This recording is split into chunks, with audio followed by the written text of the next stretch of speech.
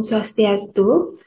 Selamat pagi, perkenalkan saya Niwayan Safidik Satyawati dengan NIM 211303167.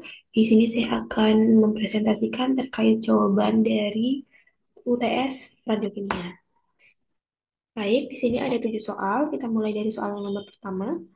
Anda sedang melakukan identifikasi isotop unsur X. Unsur X tersebut ternyata memiliki dua jenis isotop, yaitu 378X dengan massa 37,9 AMU dan 383X dengan massa 382,98 AMU. Bila massa rata-rata unsur X adalah 379,64 AMU, tentukanlah komposisi kelimpahan isotop X tersebut. Nah, berdasarkan soal itu, diketahui eh, massa isotop 378, massa isotop 383, dan ARX-nya.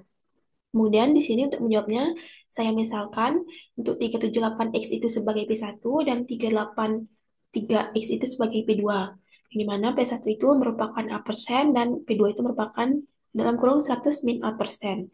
Nah, di sini kita ditanya untuk menentukan komposisi kelimpahan isotop unsur X. Untuk menjawabnya, yang pertama kita harus mencari nilai A-nya dulu. A-nya ini maksudnya kelimpahan dari isotop unsur X-nya. Dapat dicari dengan rumus ARX sama dengan dalam kurung P1 dikali massa isotop 1, yang dimana massa isotop 1 itu adalah isotop 378, kemudian P2 dikali dengan massa isotop 2, yaitu massa isotop dari 383. Nah, setelah kita di sini masukkan data yang sudah kita temukan. Nanti setelah dilakukan perhitungan akan didapatkan nilai A itu sebesar 66,9. Nah, karena kita sudah menemukan nilai A itu sebesar 6,9, kita kembali lagi pada slide awalnya. Ini P1-nya sama dengan A persen, jadi kita tinggal menambahkan persentase saja di angka A yang sudah kita temui. Kemudian untuk P2-nya kita tinggal mengurangi 100 dikurangi dari A yang kita dapatkan. Sehingga mendapatkan nilai untuk P2 atau massa isotop yang kedua untuk 383 itu sebesar 33,1%. Sehingga kelimpahan isotop yang kita dapatkan untuk unsur 378X adalah 66,9% dan unsur 383X itulah 33,1%. Kemudian untuk soal UTS yang kedua, kita diminta untuk menjelaskan interaksi materi dengan neutron dan diminta untuk memberikan contoh reaksi radiolisis proteksi radiasi. Jadi interaksi materi dengan neutron itu merupakan suatu interaksi yang terjadi ketika neutron itu berinteraksi dengan inti atom di dalam suatu bahan. Dan neutron itu bermuatan netral dan tidak akan terpengaruh oleh medan listrik atau medan magnet dari elektron atau inti atom. Sehingga neutron ini memiliki kemampuan yang tinggi untuk menembus suatu materi. Contohnya itu ada reaksi radiolisis air. Nah, reaksi ini merupakan reaksi pengion yang menyebabkan molekul air terurai menjadi spesies reaktif yang dapat merusak DNA atau bahan biologis lainnya. Tahap radiolisisnya itu dimulai dari ionisasi, kemudian dieksitasi, dan pembentukan radikal bebas, di mana nanti dihasilkan OH dan H, yang ini yang merupakan radikal bebas. Kemudian untuk soal yang nomor 3, kita diminta untuk memberikan contoh dari reaktor inti untuk mempercepat partikel beserta gambarnya.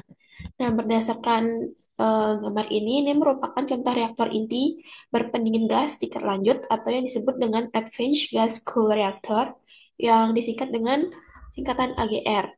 Nah, komponen utama pada reaktor ini yang pertama dimulai dari bahan bakar yaitu terbuat dari uranium dioksida yang dikemas dalam tabung tahan karat untuk mencegah kebocoran gas radioaktif. Kemudian terkait moderatornya, di sini menggunakan grafit sebagai moderator neutron untuk memperlambat neutron cepat menjadi neutron yang termal sehingga lebih efektif dia nanti dalam memicu fisi si uraniumnya. Kemudian terkait pendinginnya di sini menggunakan gas karbon dioksida yang bertekanan tinggi yang digunakan untuk menyerap panas dari reaktor dan mentransfernya ke sistem pembangkit listrik. Kemudian terkait dengan ruang tekanannya, di sini reaktor ditempelkan pada bejana tekanan besar yang biasanya terbuat dari baja. Dan untuk penukar panas, gas panas yang terkait yang keluar dari reaktor digunakan untuk memanaskan air dalam bentukan panas dan menghasilkan uap yang akan menggerakkan turbin pembangkit listrik. Kemudian, untuk soal yang nomor 4, meskipun produk reaksi fusi bukan zat radioaktif sehingga reaktor fusi relatif aman, jelaskan mengapa reaktor fusi dapat disebut aman. Nah, reaktor fusi itu dapat dikatakan aman atau dapat disebut aman itu karena tidak menghasilkan limbah radioaktif yang jangka panjang. Dan produk utamanya atau bahan utamanya itu dari helium yang tidak berbahaya. Bahan bakar fusi yang digunakan itu deuterium dan tritium yang tidak mudah memicu reaksi berantai. Dan resiko ledakan juga itu hampir nol karena bahan bakarnya itu tidak bisa digunakan untuk senjata nuklir. Kemudian untuk yang nomor 5, kita diminta untuk menentukan atau menghitung energi yang dibebaskan dalam reaksi fusi untuk menghasilkan 1 mol helium dan deuterium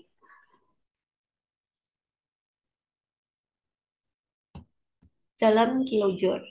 Nah, untuk mencarinya, kita pertama harus menuliskan dulu reaksi fusi, kemudian mencari massa awalnya, dan ditemukan massa awal itu sebesar 0,025601 U, dan di sini kita mengkonversi massa yang telah kita dapatkan ke dalam bentuk energi. Kemudian eh, kita mencari molnya dari konversi energi ini dengan mengalikannya dengan bilangan Avogadro sehingga kita mendapatkan hasil 2,308 kali 10 pangkat 13 Joule per mol. Karena diminta dalam kilojoule, kita rubah menjadi kilojoule per mol dan didapatkan hasil 2,303 kali 10 pangkat 7 kilojoule per mol. Untuk soal UTS yang nomor 6, diminta untuk mengurutkan inti berikut dalam order yang diperkirakan dari peluruhan stabilitas. Nah, di sini saya mengurutkan dari yang paling stabil hingga yang kurang stabil, yang dimulai dari helium, nikel, germanium, kalsium, dan berilium. Yang pertama itu helium paling stabil karena stabilitas partikel alfanya itu 1. Nikel itu menempati posisi kedua karena energi ikatnya maksimum. Germanium dan kalsium itu kurang stabil karena rasio N per Z-nya itu yang tidak optimal. Dan berilium itu sangat tidak stabil karena kelebihan neutron sehingga berada di urutan terakhir. Untuk soal yang terakhir, nomor 7, diminta untuk menulis persamaan inti untuk proses berikut. Terdapat 3 persamaan inti, dimulai dari yang nomor A. Nah, pada proses persamaan inti yang nomor A, proses ini melibatkan penembakan partikel alfa pada inti aluminium dan menghasilkan inti fosfor dan neutron. Sehingga dapat dituliskan reaksinya seperti ini. Kemudian untuk yang B, reaksi ini melibatkan penembakan neutron pada inti bismut dan menghasilkan inti polonium dan neutron. Dan untuk reaksi yang C, ini melibatkan penembakan partikel alfa pada inti nitrogen dan menghasilkan inti oksigen dan proton. Nah, sekian yang dapat saya sampaikan terkait pembahasan dari 7 soal tersebut. Mohon maaf apabila ada kesalahan dalam bertutur kata. Saya ucapkan terima kasih. Om Santi Santi Santi Om.